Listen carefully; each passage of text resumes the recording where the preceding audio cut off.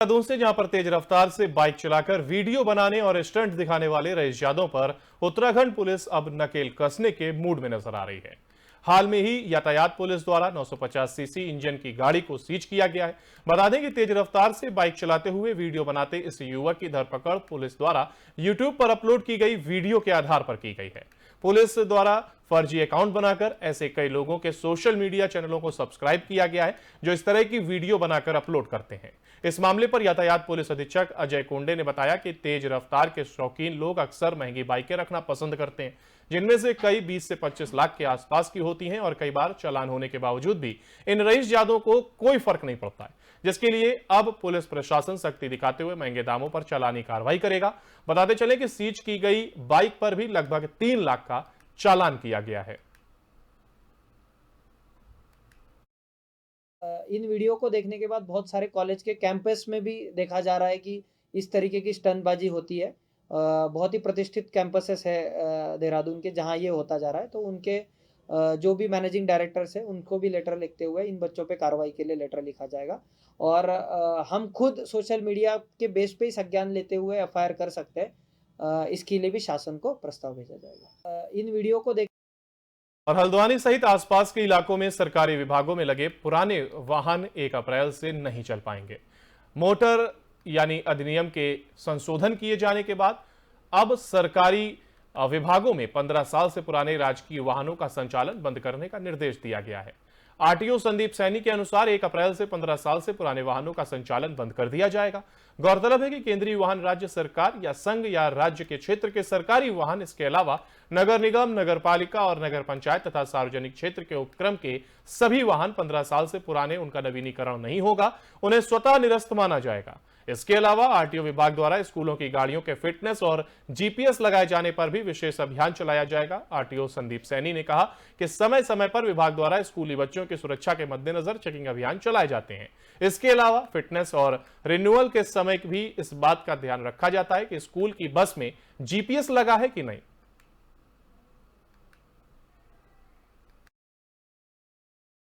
Ministry of road transport द्वारा जियो जारी कर दिया गया है कि 1 अप्रैल 2023 से जितने भी सरकारी वाहन हैं स्टेट के अंदर, जिस भी उपक्रम के हैं, वो 1 अप्रैल 2023 के बाद उनको रिन्यू नहीं किया जाएगा और स्वतः ही वो जो है निरस्त माने जाएंगे। उनका रजिस्ट्रेशन और संचालन जो है बंद माना जाएगा।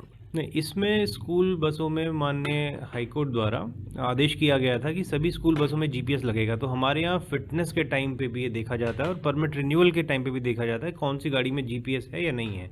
तो समस्त वाहनों में जीपीएस लगने के उपरांत ही फिटनेस की जाती है। इसमें मिनिस्ट्री ऑफ रोड ट्रांसपोर्ट द्वारा जियो जारी कर दिया गया है कि 1 हल्द्वानी के आरटीओ कार्यालय में बीते दिनों कुमाऊं कमिश्नर दीपक रावत ने छापेमारी की थी। छापेमारी ने कमिश्नर ने आरटीओ कार्यालय में काफी अनियमितताएं पाई। इसके साथ ही कार्यालय के बाहर भी कमिश्नर ने शराब की बोतलों और गंदगी को देख नाराजगी जाहिर की थी। तो वहीं आरटीओ हल्द्वानी के मौके पर न होने पर भी कमिश्नर ने आरटीओ से भी स्पष्टीकरण मांगा। इधर कमिश्नर दीपक की छापेमारी के बाद आरटीओ प्रशासन ने कार्रवाई की।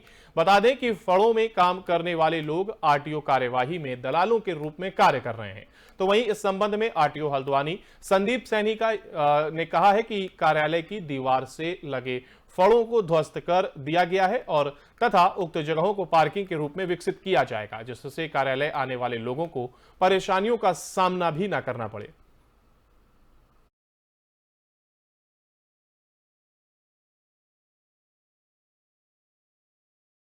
और हल्द्वानी में अशोका लीलैंड से बेरोजगार 300 युवाओं ने नंगे पैर बुद्ध पार्क से हीरानगर गोलजीव मंदिर तक पदयात्रा निकालते हुए गोलजीव मंदिर में न्याय की गुहार लगाई।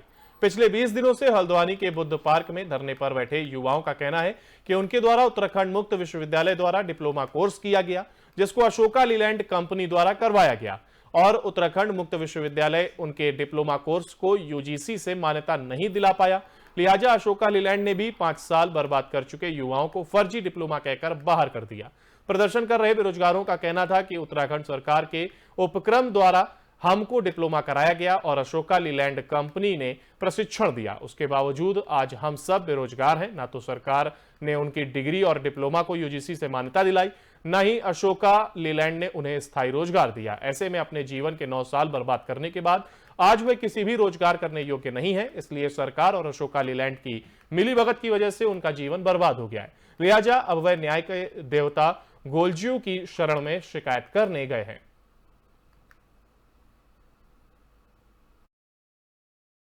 सरकार है, इनको ये तो समझ नहीं आ रहा है कि यहाँ का युवा पीड़ित है। मतलब 18 दिन से हम दिन रात धरना दे रहे हैं, पर इन राज्य सरकार को और ये जो पूंजीपति यहाँ पे गवर्नमेंट है, इनको बता देना चाहते हैं, जो बाहर से आप पूंजीपति यहाँ पे उद्योग चला रहे हो ना, इनको एक संज्ञान देना चाह रहे हैं कि हमारे उत्तराखंड में गोलजू देवता भी होते हैं। जो ये बाहर से आके अन्याय कर रहे हैं हमारे उत्तराखंड के युवाओं के साथ, हमारे साथ जो छल कपट हुआ है, उसका हिसाब ये गोलजू देवता ही लेंगे। और इनको डरना चाहिए इन गोलजू देवता से। और आज हम तो यहाँ अपनी अर्जी लगाने आ ही गए हैं। हमें तो उम्मीद है कि गोलजू देवता हमारे साथ न्याय करेंगे। हम ये भी चाहते हैं कि प्रशासन, पुलिस प्रशासन, जिला प्रशासन, राज्य सरकार, इन सबको भी गोलजू देवता सद्बुद्धि दे और हम साथ न्याय करें। है कि उत्तराखंड सरकार को सद्बुद्धि दे, अशोक लीलैंड को सद्बुद्धि दे और उत्तराखंड मुक्ति विशाल को सद्बुद्धि दे, जिन्होंने हमारे साथ फर्जीवाड़ा किया है। जो शासन प्रशासन उत्तराखंड सरकार सबको पता है कि हम लोगों के साथ फर्जीवाड़ा हुआ, नाइंसाफी हुई है, लेकिन इसको न जिला प्रशासन, पुलिस प्रशासन कोई भी इस मामले को संज्ञान में नहीं ले रहा है, क्योंकि ये पूंजीपतियों की सरकार है। ये पूंजीपतियों के दबाव में आकर हमारे साथ इंसाफ नहीं कर रहे हैं। तो इनको गोलजू देवता माफ़ नहीं करेंगे। इनको जब तक हम लोगों के साथ इंसाफ नहीं करेंगे। हम आज सच्चे दिल से और सच्चे मन्नत से यहाँ पर आए हैं कि जो लोगों ने हमको डिप्लोमा कराया है उसकी मान्यता दे, और अशोक लीलैंड ने हमारा उत्पीड़न किया है वो हमको स्थायी जॉब दे। और राज्य सरकार से भी कह रहे हैं इसमें आपको शीघ्र संज्ञान लेना चाहिए। हम आपको ये गोलू देवता की कसम खिला देते हैं कि आपको न्याय करना हो, वरना आपको, आपके परिवार को, जिला प्रशासन, पुलिस प्रशासन जितनी भी है, इनको कोई भी ये गोलू देवता को भी माफ़ मत करना जब तक हम लोगों का न्याय नहीं करेंगे। ये हमारा दर्द है। सरकार है, इनको ये तो समझ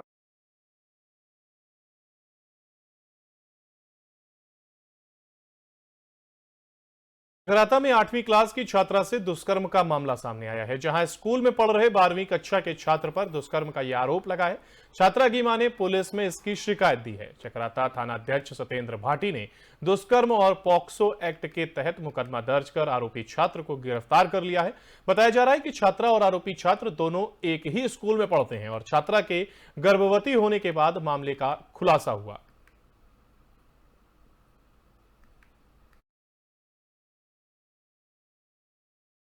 ने छात्रा को गिरफ्तार किया है और 8वीं क्लास की छात्रा, जिसके गर्भवती होने की सूचना मिली, जिस पर मां शिकायत लेकर थाने पहुंची और इसके बाद पुलिस ने इस पर कार्रवाई की है। 8वीं क्लास की ये छात्रा बताई जा रही है।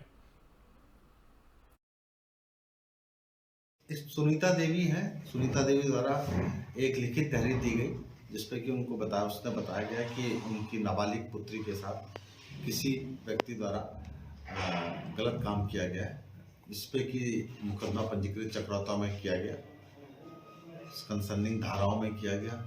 उसके बाद विवेचना के दौरान पाया गया कि उसी के स्कूल का एक छात्र था जिसने कि ये गलत काम किया गया था, उसको गिरफ्तार किया गया और न्यायालय भेजा गया। न्यायालय के बाल अभिचारी होने के कारण उसको कंसर्निंग जेल भेजा गया। इस सुनीता देवी बीते 30 दिसंबर को नारसन मंगलौर में सड़क दुर्घटना को गंभीर रूप से घायल हुए भारतीय क्रिकेटर ऋषभ पंत के सामने फरिश्ता बनकर आए दोनों युवाओं को उत्तराखंड डीजीपी 26 जनवरी को सम्मानित करेंगे। सही समय पर घायल ऋषभ पंत को गाड़ी से बाहर निकालने में मदद की और गाड़ी से दूर खींचकर डिवाइडर पर ले गए थे। दोनों युवकों ने कड़कड़ाती ठंड में अपना कंबल और जैकेट निकालकर घायल ऋषभ पंत को उड़ाया था।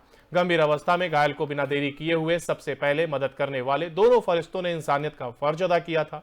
दोनों युवक रजत और नीशू उत्तर प्रदेश मुजफ्फरनगर जिले के बुच्छा बस्ती पुरकाजी के रहने वाले हैं और मंगलौर क्षेत्र में स्थित शुगर मिल पर काम करते हैं। रोजाना की तरह सुबह तड़के बाइक पर सवार होकर मंगलौर आ रहे थे, तभी उनके सामने ही कार का एक्सीडेंट हो गया, जिसमें दोनों ने हिम्मत दिखाकर घायल की मदद की। सबसे पहले घायल ऋषभ पंत ने ही दोनों को अपना मददगार बताया था और उन्हें देहरादून अस्पताल बुलाकर उनका शुक्रिया अदा किया। और मंगलौर पुलिस ने भी सबसे पहले दोनों युवकों को ही मदद में पहल करने की पुष्टि की।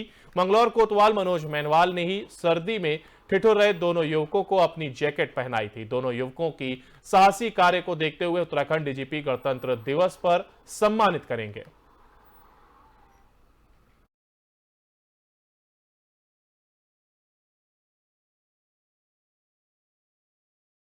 युवाओं को डीजीपी के द्वारा सम्मान दिया जाएगा और एक्सीडेंट में घायल हुए थे ऋषभ पंत से जुड़ा यह मामला था, जहां पर दोनों युवक देवदूत बनकर आए और ऋषभ पंत को गाड़ी से बाहर निकाला। इसके बाद कंबल उड़ाया और अपनी जैकेट उतारकर ऋषभ पंत को दी। इसके बाद ऋषभ पंत को देखिए अस्पताल पहुंचाया गया, जहां पर ऋषभ पंत ने भी अस्पताल बुलाकर दोनों को शुक्रिया अदा किया था। और अब गणतंत्र दिवस पर पुलिस के द्वारा इन दोनों युवाओं को सम्मान दिया जाएगा। 30 दिसंबर 2022 की सुबह एक सड़क दुर्घटना हुई थी, जिसमें एक मर्सिडीज कार के पलट जाने से आग लग जाने की एक सूचना प्राप्त हुई थी। तो इस सूचना पर त्वरित कार्रवाई करते हुए पुलिस द्वारा 2 टीमें बनाई गई। एक टीम के रूप में मैं अस्पताल में पहुंचा, तो वहाँ जो चोटिल को ला के दाखिल किया तो पता लगा कि ऋषभ पंत है, जो इंटरनेशनल क्रिकेट प्लेयर हैं। इनको जो अस्पताल में लाने वाले 2 लड़के थे, निशु और रजत, दोनों बुचा बस्ती थाना पुरकाजी जिला मुजफ्फरनगर के रहने वाले हैं। ये उनको वहाँ लेकर आए और इन्होंने जो इनकी हेल्प की, उसका ये परिणाम हुआ कि आज उनको काफ़ी रिलीफ है। यह 30 दिसंबर की बात है। हम 4 साढ़े 4 बजे घर से निकले और यहाँ 5 साढ़े 5 बजे पहुँचे गुरुकुल नारसन। तो यहाँ एक एक्सीडेंट हुआ था। एक्सीडेंट में ऋषभ पंत जी थे। उस टाइम हम जानते नहीं थे, तो जैसे हमने देखा तो गाड़ी पलटी और गाड़ी में आग लगी। तो उसी गाड़ी के पास से हमने ऋषभ पंत जी को उठा के डिवाइडर पे ले गए और उन्हें अपने जो भी फर्स्ट रेट में जो भी कम्बल वम्बल जो भी हमसे हो पाया, हमने उन्हें सहायता की। 30 उत्तराखंड शिक्षा विभाग में डीएलएड प्रशिक्षु शिक्षक विवाद के कारण शिक्षकों के रिक्त पदों को अभी तक भरा नहीं गया है। दरअसल बेसिक शिक्षक भर्ती में एनआईओएस से डीएलएड प्रशिक्षण प्राप्त शिक्षकों ने शिक्षा विभाग में बेसिक शिक्षक भर्ती में खुद को सम्मिलित किए जाने को लेकर हाईकोर्ट में याचिका दायर की थी, जिसमें हाईकोर्ट ने डीएलएड प्रशिक्षु शिक्षकों को राहत देते हुए सिंगल बेंच और डबल बेंच के ने आदेश दिया था कि शिक्षकों को भर्ती में सम्मिलित किया जाए। हाईकोर्ट के इस फैसले पर राज्य सरकार ने न्याय विभाग से विधिक राय मांगी थी, जिसके लिए न्याय विभाग ने नियुक्तियों में डीएलएड प्रशिक्षण शिक्षकों को सम्मिलित करने पर सहमति जताई थी। लेकिन उच्च न्यायालय के फैसले के विरोध में बीएड और टीईटी अभ्यर्थियों ने सुप्रीम कोर्ट में याचिका दायर की, जिस पर सुनवाई करते हुए सुप्रीम कोर्ट ने हाईकोर्ट के फैसले को स्टे कर दिया। यही कारण है कि शिक्षा विभाग शिक्षकों की भर्ती नहीं करा पा रहा है, जबकि मामला सुप्रीम कोर्ट में होने के कारण नई भर्तियां भी नहीं की जा रही हैं। शिक्षा महानिदेशक बंशीधर तिवारी का कहना है कि राज्य सरकार को हाई कोर्ट सुप्रीम कोर्ट के फैसले का इंतजार है, जिसके आधार पर ही डीएलएड प्रशिक्षण शिक्षकों को सम्मिलित किए जाने और रिक्त पदों को भरे जाने की प्रक्रिया को शुरू किया जा सकेगा। जबकि डीएलएड प्रशिक्षु शिक्षक संघ को भी हाई कोर्ट से राहत मिलने के बाद अब सुप्रीम कोर्ट के फैसले का इंतजार है, क्योंकि सुप्रीम कोर्ट का फैसला ही उनके आगे के भविष्य को तय करेगा।